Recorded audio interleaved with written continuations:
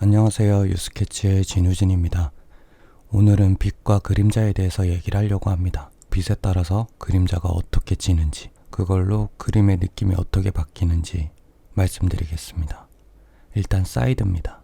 측면으로 빛이 갔을 때 제가 느끼기엔 가장 이상적인 그림으로 보입니다. 가장 친숙하고 이목구비를 잘 표현할 수 있는 방법이라고 생각해요. 반은 완전히 그림자로 덮어줍니다. 그리고 반대쪽은 움푹 들어가 있는 눈덩이만 그림자를 칠해줍니다. 저는 개인적으로 눈을 조금 강조하고 싶어서 눈 같은 경우에는 그림자를 살짝 지웁니다.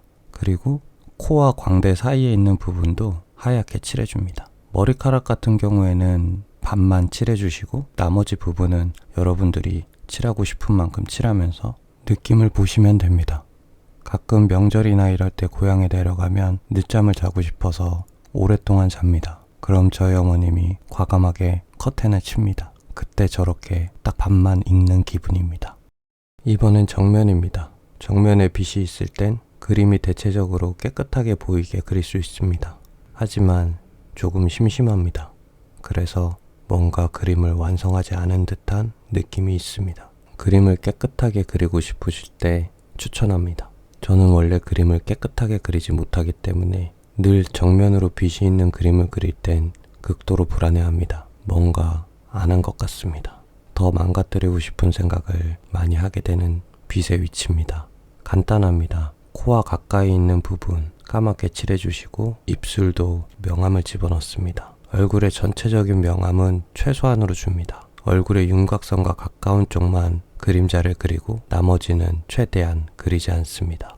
정면에서 봤을 땐 얼굴과 목 사이에 있는 그림자도 최소한으로 아주 짧게 그려줍니다. 머리카락은 살짝 떠있다는 느낌으로 명암을 조금씩 넣어줍니다. 후드티 같은 경우엔 머리에 뒤집어 쓰는 쪽이 뒤에 있기 때문에 명암을 집어넣습니다. 후드티 입은 날에 일이 끝나고 집에 갈 때면 가끔 여성분들이 깜짝 놀라서 소리를 지르십니다. 그럼 저도 놀라서 같이 소리를 지릅니다. 이 일이 자주 있어서 그래서 후드티 입을 땐 밝은 쪽으로만 걸어 다닙니다. 이번엔 빛이 밑에 있을 때입니다. 가장 흉흉한 모습을 그릴 수 있습니다. 개인적으로는 공포스러운 분위기를 나타낼 때, 긴장감이 고조될 때 많이 나타냅니다. 머리를 기준으로 전체적으로 윗부분은 다 까맣게 칠합니다. 대신에 이마와 눈덩이만 남겨놓습니다. 그리고 입술도 아랫부분은 최대한 칠하지 않고 윗부분은 다 칠해줍니다. 누군가를 놀릴 때 이런 식으로 그림을 자주 그립니다. 그리는 동안 자신을 잘 그려줄 기대에 가만히 있는 친구를 보면서 웃음을 참고 그려야 된다는 단점이 있지만 다 그린 그림을 친구에게 보여줬을 때 그 실망스러워하는 표정으로 모든 걸 보상받을 수 있습니다. 하지만 그림을 보여줬을 때 날아오는 폭언과 욕설, 구타는 감당하셔야 됩니다. 미간 사이의 그림자는 가장 큰 포인트입니다. 꼭 그려주시길 바랍니다.